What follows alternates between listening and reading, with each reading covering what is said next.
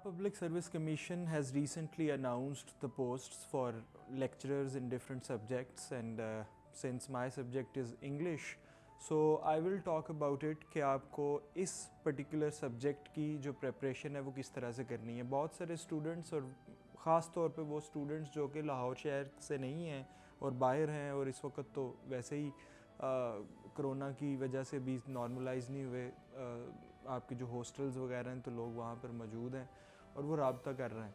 तो I thought कि एक वीडियो बनाई जाए जिसमें हम डिटेल्ड इस बारे में बात कर सकें कि किस तरह से आपकी प्रिपरेशन जो है वो चलनी चाहिए।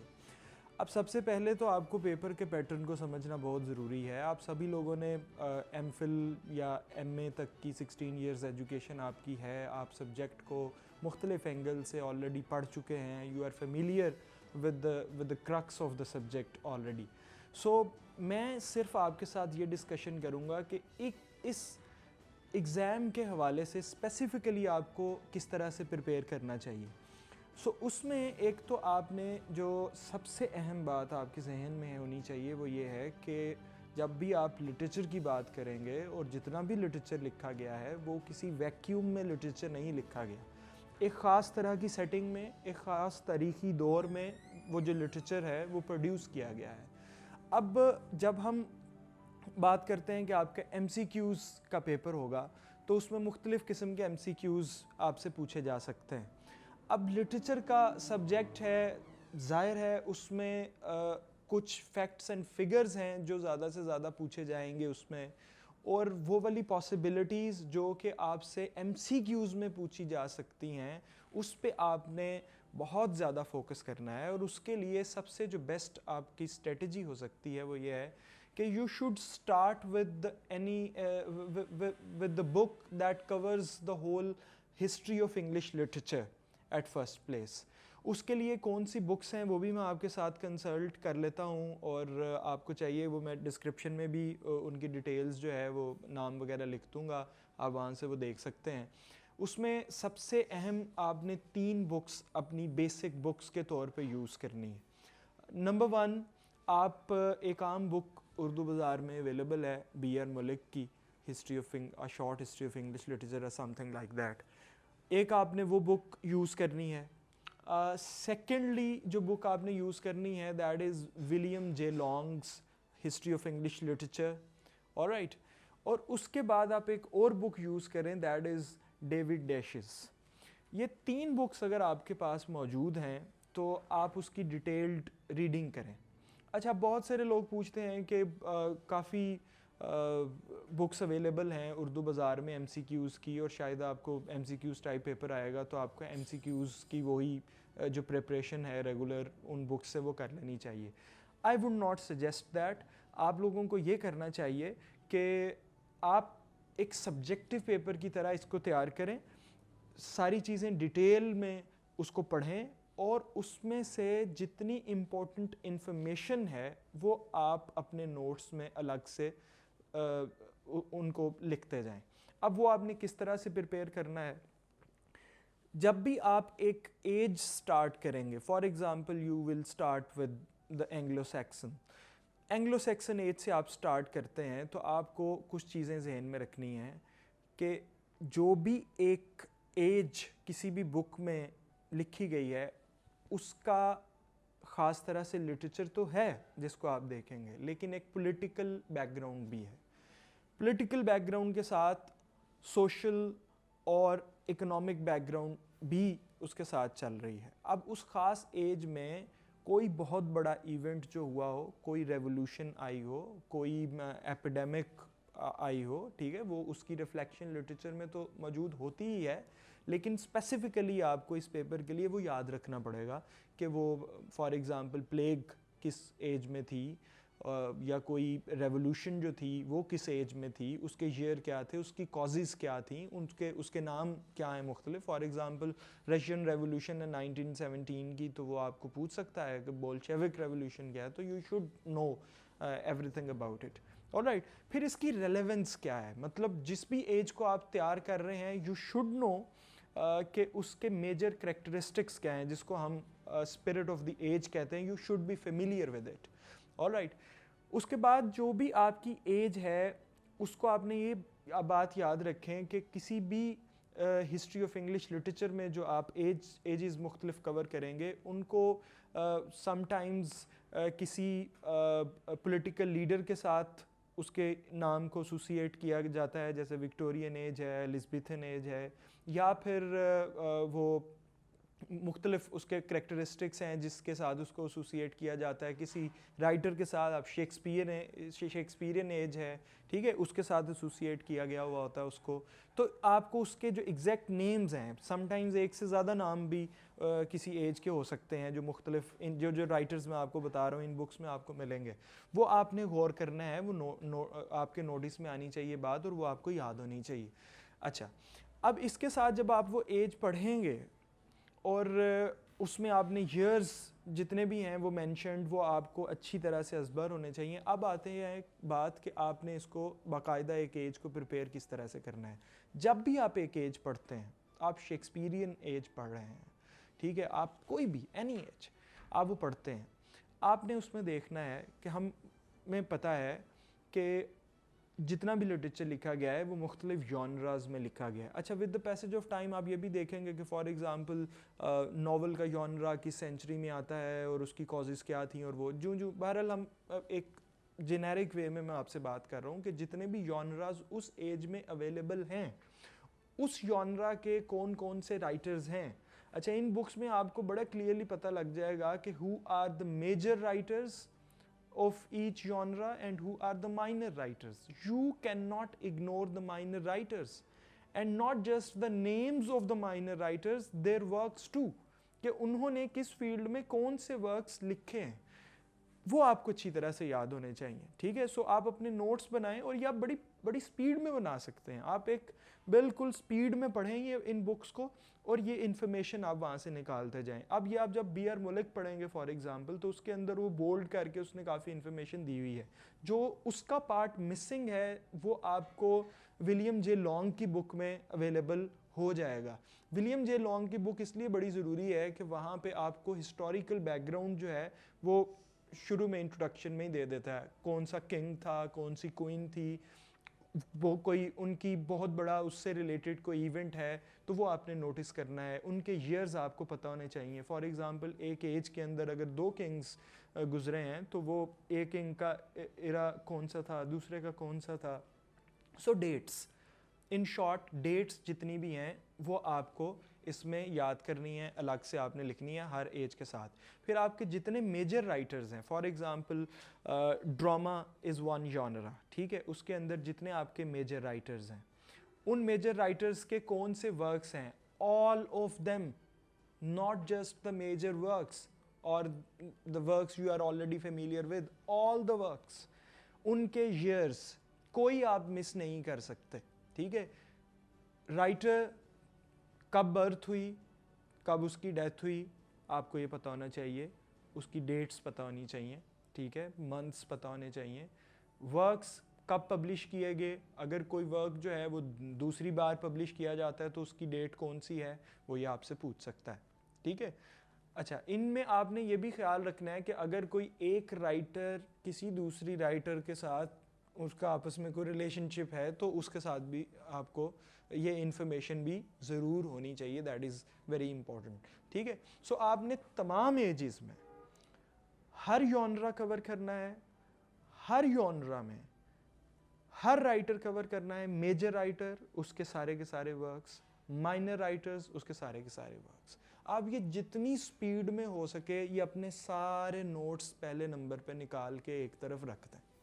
Once you are done with it, तो फिर आपको अब क्या करना, एक तो आपने उसको रोज़ाना की बुनियाद पे याद करना है, ठीक है, बहुत ज़्यादा आप याद करेंगे, जितना ज़्यादा, एक ही टेक्निक है इस एग्ज़ाम के लिए, आप जितना ज़्यादा रिवाइज करेंगे उतना ज़्यादा you would be able to retain the information in your mind. It is not possible, don't get discouraged, ठीक है। जो हाई IQ लेवल के भी लोग हैं वो भी जब एक दफ़ा किसी चीज़ को पढ़ते हैं तो मैक्सिमम वो 3 दिन के लिए उसको याद रख सकते हैं। So there is no point in getting discouraged because of it के वो मुझे तो याद नहीं रहता, ऐसा कुछ नहीं है, ठीक है। आप इस पर मेहनत करें, आप इसको जितनी ज़्यादा जल्दी करेंगे और उसको रिवाइज जितनी बार करेंगे उतना ज़्यादा आप रिटेन करेंगे। Alright, अच्छा, once you are done with the notes making and all these things, the next step is कि आपको जितने भी अब आपके मेजर राइटर्स हैं उसके बारे में ऑटोबायोग्राफी, अब आजकल तो रिसोर्सेज बहुत ज़्यादा अवेलेबल हैं आपके पास, तो आप इंटरनेट से मुख्तलिफ़ जगहों से ये इन्फॉर्मेशन ले सकते हैं। जितने मेजर राइटर्स हैं उनकी ऑटोबायोग्राफी, थोड़ी बहुत उसके बारे में इंफॉर्मेशन, उसकी लाइफ के बारे में वो आपके पास ज़रूर होनी चाहिए, ठीक है। उसके बाद सेकंड इम्पॉर्टेंट थिंग इज़ कि जितने आपके मेजर राइटर्स के मेजर वर्क्स हैं उन तमाम वर्क्स को अब इस टाइम में आप जो कर सकते हैं, सारे के सारे पढ़ना तो पॉसिबल नहीं है, जो आप इस वक्त कर सकते हैं वो ये है कि आप उन तमाम वर्क्स की समरीज़ पढ़ लें इंटरनेट से।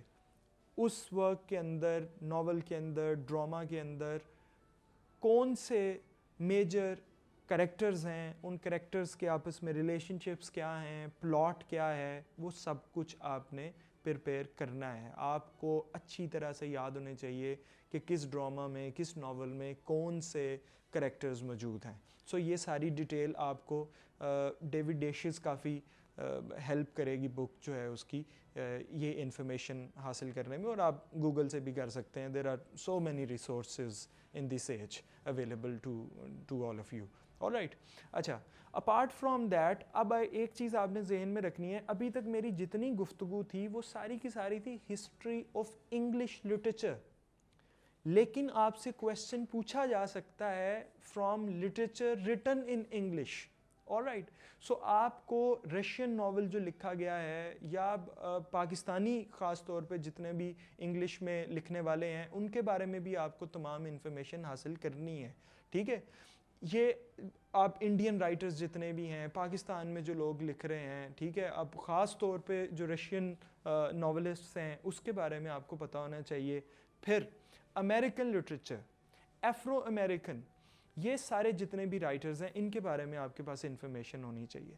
फिर अलॉन्ग विद इट जो नोबेल लॉरिएट्स हैं उसके बारे में तमाम इंफॉर्मेशन आपको होनी चाहिए कि किस ईयर में कौन सा लिटरेचर का नोबेल प्राइज़ किसको मिला है, ठीक है, और उस राइटर का काम किस फील्ड में था, उसके मेजर वर्क्स जो हैं वो कौन से हैं, उसके बारे में इंफॉर्मेशन आप हासिल करें। कोई मसला नहीं है, ये सब कुछ आप घर में बैठ के बड़े आराम से कर सकते हैं, ठीक है। मैं नहीं समझता, मैं ख़ुद भी क्लासेस पढ़ाता रहा हूँ इस टेस्ट के लिए, लेकिन अब पिछले 2-4 साल के अंदर एक रेवोल्यूशनरी चेंज आया है और इतने ज़्यादा रिसोर्सेज अब आपके पास ऑनलाइन अवेलेबल हैं कि आप ख़ुद से इसको प्रिपेयर कर सकते हैं, और मैं ये समझता हूँ ख़ुद से प्रिपेयर करना चाहिए। But even then if you ever need any help तो आप यहाँ पे मैं डिस्क्रिप्शन में नंबर दे दूँगा, आप उस पर रब्ता कर सकते हैं, ठीक है। अच्छा, अपार्ट फ्राम दैट आपको जितनी आपकी लिटरेरी टर्म्स हैं उसके लिए आप कोई बुक यूज़ कर लें, पेंगुइन की बुक है वो आप यूज़ कर लें, वो लिटरेरी टर्म्स की जो मेजर लिटरेरी टर्म्स हैं वो सारी आपको पता होनी चाहिए। अब एक और जो सब्जेक्ट है that is very significant, that is literary theory. आप सब लोगों ने अपने एमफिल में या एमए में आप लिटरेरी थेरी से फेमिलियर होंगे। जितने भी थेरिस्ट्स हैं उनके भी ईयर्स, उनके वर्क्स के ईयर्स, उनके मेजर वर्क्स क्या हैं और उनके आइडियाज़ क्या हैं। अब लिटरेरी थेरी एक ऐसा पोर्शन है जहाँ से वो आपको आइडियाज़ पे भी एमसीक्यूज़ दे सकता है, ठीक है। सो ये नहीं हो सकता कि वहाँ पे आपको आइडियाज़ का पता ना हो, ठीक है। जो बेसिक पिथ है या क्रक्स है जितना भी, you should be familiar with it, ठीक है। और उसमें मतलब आपसे पूछा जा सकता है क्वेश्चन, ठीक, कि फ्राइड जो है वो ड्रीम को किस तरह से टैकल करता है, वो कोई भी एमसीक्यूज़ इस पे बन सकते हैं मुख्तलिफ थेरीज पे, उसके साथ आप अच्छी तरह से फेमिलियर होने चाहिए। और जब मैं लिटरेरी थेरी की बात करता हूँ तो मैं मॉडर्न लिटरेरी थेरी की बात कर रहा हूँ, लेकिन उससे पहले आपने लिटरेरी क्रिटिसिज्म के भी कोर्सेज पढ़ रखे हैं जो प्लेटो से स्टार्ट होते हैं और फिर आप मैथ्यू आर्नल्ड तक आते हैं। तो वो जितने भी आपके राइटर्स हैं वो वैसे तो आपकी history of English literature prepare करते हुए वो सारे कवर हो जाते हैं, लेकिन इवन देन आपने उनको एज क्रिटिक्स भी जहन में रखना है कि एलियट जो है उसका लिटरेचर में क्या काम है और इधर लिटरेरी क्रिटिसिज्म में क्या काम है। ये आपको बड़ा क्लियर आपके माइंड में पता होना चाहिए कि कौन सा उसका वर्क है, कौन सा उसका ऐसे है जो लिटरेरी क्रिटिसिज्म में आप सिडनी का पढ़ते हैं, शैले का पढ़ते हैं, ठीक है, तो वो आपको पता होने चाहिए। ऑलराइट, और अच्छी तरह से जो भी मैं बात कर रहा हूँ सारे वर्क्स जो हैं उनके ईयर्स आपको पता हों, ठीक है, और उनका जो थीम है वो आपको पता होना चाहिए। अच्छा, एक और पोर्शन जो है वो है लिंग्विस्टिक्स का। लिंग्विस्टिक्स का जो बिल्कुल बेसिक कोर्स किसी भी सेमेस्टर सिस्टम में पढ़ाया जाता है उसको आपने ज़रूर, मैं उसके बारे में भी जो बुक्स हैं वो सारी एक लिस्ट डिस्क्रिप्शन में शेयर कर दी है, वहाँ से भी आप देख सकते हैं, ठीक है। लेकिन आपने बेसिक इन्फॉर्मेशन उसके बारे में लेनी है। आपको डेफिनेशंस पता होने चाहिए कि सिंटैक्स किसको कहते हैं, ठीक है। जितनी भी फोनोलॉजी है वो सारी आपको उसके बारे में बेसिक इन्फॉर्मेशन ज़रूर होनी चाहिए, ठीक है। और वो आप पढ़ भी सकते हैं ऑनलाइन, वीडियोस भी अवेलेबल हैं। ये इंडियंस ने बेतहाशा काम किया हुआ है, आप उस पर आप देख सकते हैं। हिस्ट्री ऑफ इंग्लिश लिटरेचर के लेक्चर्स अवेलेबल हैं, लेकिन वो मैं सजेस्ट करूँगा कि लेक्चर्स भी सुने, लेकिन वो आप इन बुक्स से प्रिपेयर करें, ठीक है, क्योंकि वो आपको जितना हेल्प करेगी आपकी रीडिंग, वो एक कॉन्टेक्स्ट में आप चीज़ों को याद रखेंगे।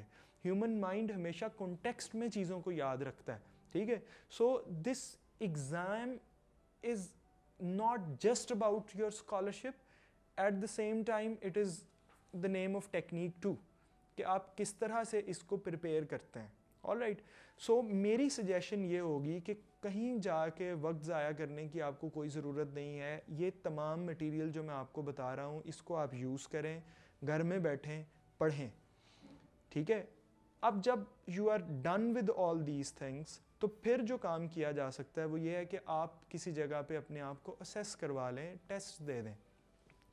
उस सूरत में अगर आपको ये ज़रूरत महसूस हुई तो हम कोई व्हाट्सएप ग्रुप वगैरह बना लेंगे एंड वी कैन डिसाइड के कोई टेस्ट आपकी पूरी जो सीरीज़ है वो कंडक्ट करवा ली जाए। लेकिन उसके लिए मैं डेट भी आपको बता देता हूँ। मेरे ख्याल के मुताबिक आपको 8 सितंबर, that is the last date to apply, वहाँ तक पहुँचते पहुँचते आपको अपनी ये सारी नोट्स मेकिंग और सारी इन्फॉर्मेशन आपके पेजेस पे आपके पास होनी चाहिए और आप उसको रोज़ाना की बुनियाद पर रिवाइज़ कर रहे हो, ठीक है।